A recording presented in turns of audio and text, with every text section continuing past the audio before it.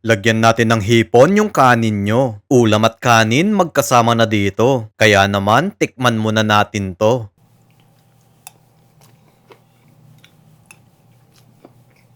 Gagamit tayo ng meatloaf, pero kalahati lang ang lulutuin ko.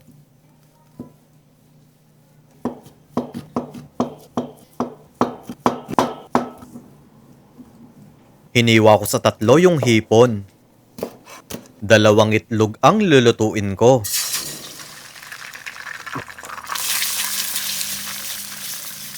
So, iset aside muna natin to. Yung mga non-stick pan, silicone utensils, at yung chopping board na ginagamit ko, nasa comment section kung saan ko nabili ang mga ito. Maggisa tayo ng sibuyas. Sunod naman yung bawang. Lutuin na din natin yung hipon. Maglalagay ako ng asin pampalasa. Next, yung meatloaf.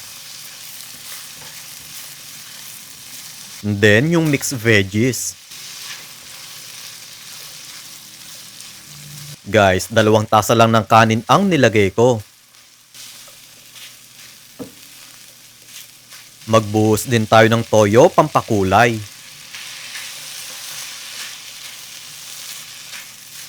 Maglagay pa tayo ng konting asin pampalasa.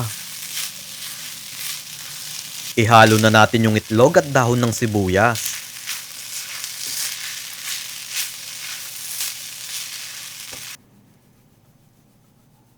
So, mag-plating na tayo. Kaya kung gusto nyo pang makapanood ng mga recipe na tulad nito, mag-follow lang kayo kay Lokong Kusinero para ma-update kayo sa mga susunod na video.